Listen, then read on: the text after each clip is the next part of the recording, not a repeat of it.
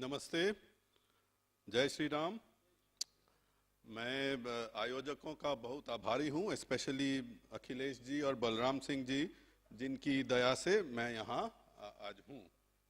और आपको आपके भी धैर्य का एक परीक्षा होगी, क्योंकि आपके और आपके भोजन के बीच में मैं खड़ा हूँ। So our topic for reflection today is environmentalism in the Ramayana. So before I get to the main part of it, let me just point out that of course Ramayana cannot exist in vacuum. It is an archetype and upholder of our Sanatan Dharma, the Shashvat Dharma tradition. And in this tradition, we put tremendous importance to two words, and one of them is, of course, dharma, and we have heard a lot about its nuances, so I'm not going to get into it. A complementary to that is the word rita. And rita also, as we know in Sanskrit, there are many layers of meanings to it. I will restrict myself to the definition that it is a moral order of the universe. And the constituents of this rita have a rightful place, and they will do whatever it takes to uphold their position. So with that as the background, whenever we talk of rita, because this is a moral order of the universe, what are the constituents? Well, to put it very simply, there will be the human beings, of course, the animate and the inanimate. And for those of you who have a little bit of a science background, you will immediately realize that this is nothing but a definition of the ecosystem. We learn, in high school we learn that an ecosystem is a system where its components, human beings, living, non-living, they are present in some physical space and they interact. And same is with rita. The only difference, or the major difference, is that in rita, the components that are present, they are all there because they have consciousness inherent in them. This consciousness is not endowed to them by some external agency. We heard David Scharf talk about complementarity and the consciousness aspect. That is what one can call consciousness of something. What I am referring to is consciousness itself, or sometimes we call it pure consciousness or Chaitanya.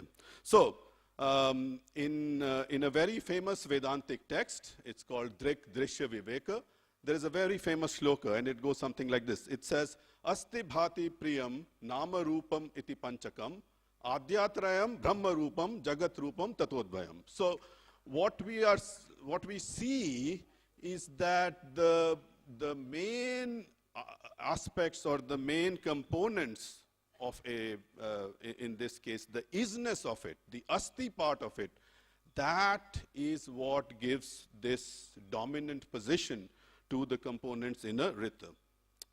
And so what happens is, if this rita is disturbed, then the components will do whatever it takes to bring it back into equilibrium. And again, if you have chemistry background, you will intuit that this is nothing but law of chemical actions, known maybe most famously as the Le Chatelier's principle, that if there is a disturbance to a system, the system wants to go into equilibrium. Here, once again, the role of consciousness becomes very critical, because the components are acting to bring equilibrium not because of a vested interest, but because to hold this moral order. So, if it's a plant, what can a plant do to uphold the moral order? Well, I mean, by definition, a plant is immobile. So, what can it do? Well, it can be a witness. And the role of witness or sakshi in any process is very paramount. And the plant can also commiserate. And it is this aspect that has fascinated me the most in the Valmiki Ramayana. The commiseration by plants to certain events. And we'll get to that in just a moment. But if it's like an animal or a bird, what can he do? Well, if it's the case of Jatayu, as you all know, Jatayu did not have any vested interest in fighting Ravana. He could care less. But the only reason he fought was to uphold this Rita. So now let's come to the plants. So I'm, because of shortage of time, I'll just go through very briefly 1 or maybe 1.5 passages from the Valmiki's Ramayana. And of course, this will be in translation. So when Sita is abducted, we read in the Valmiki's Ramayana, and I within quotes, "At this outrage, the whole universe of animate and inanimate beings trembled, and a profound darkness covered all. The wind grew still, and the sun dim.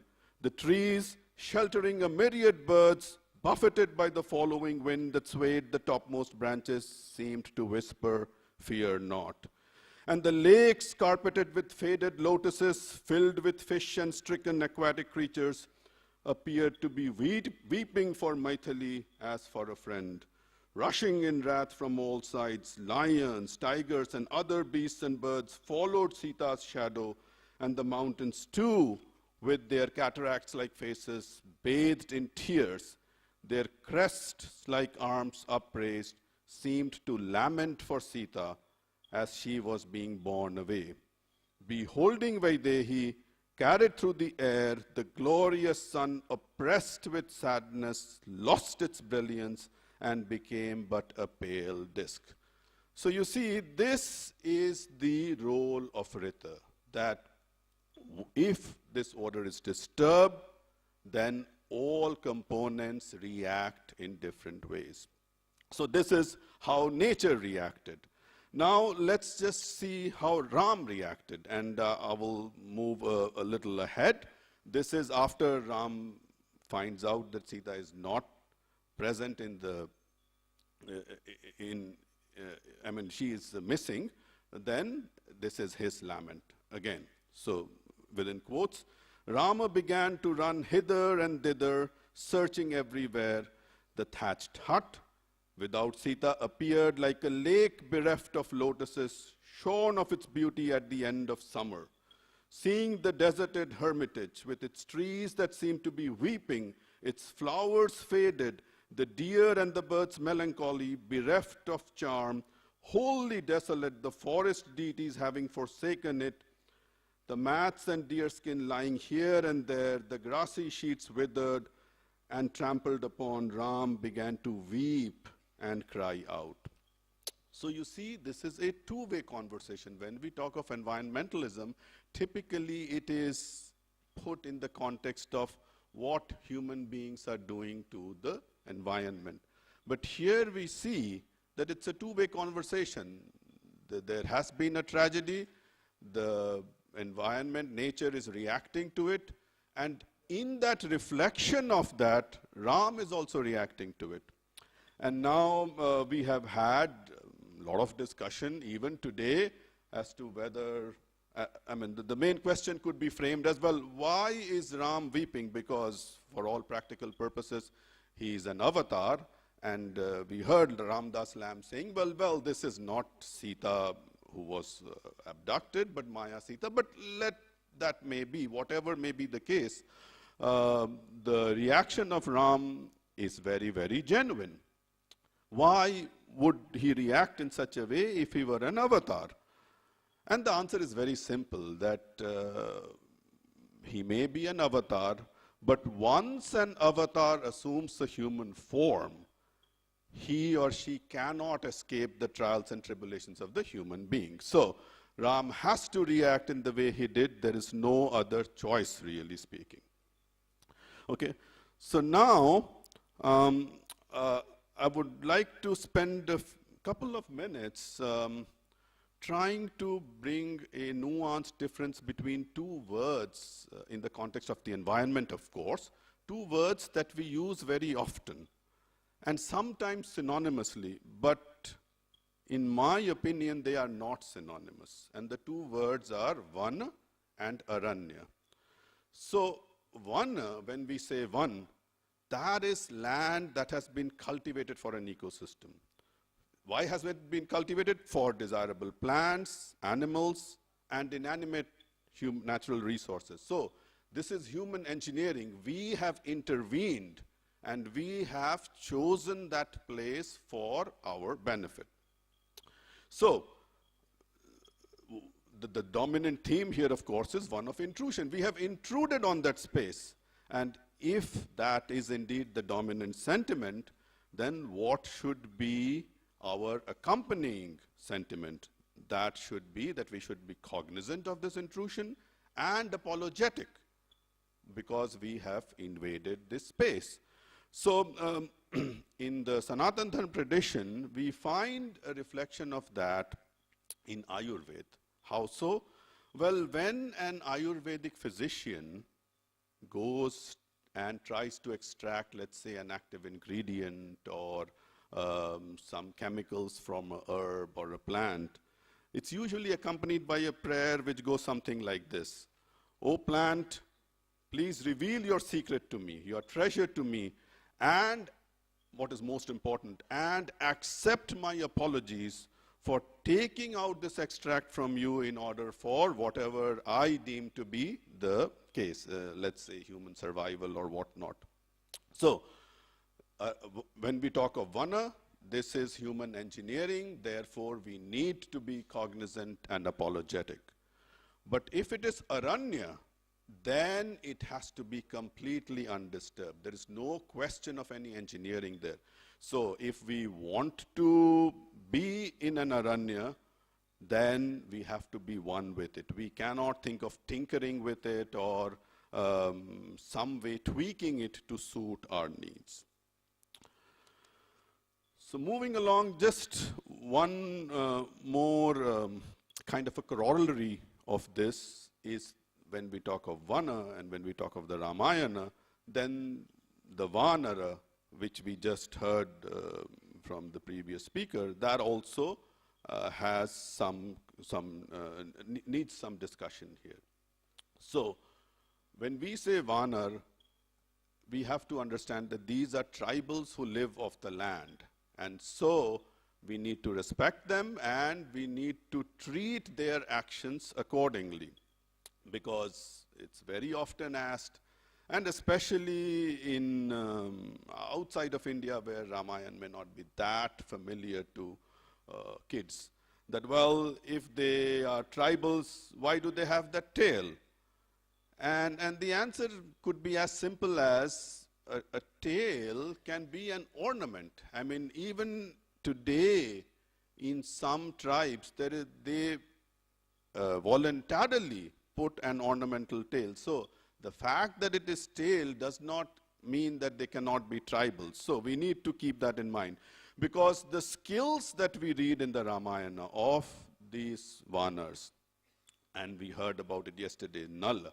Nal was perhaps the primordial engineer, the foremost engineer that human society has ever known.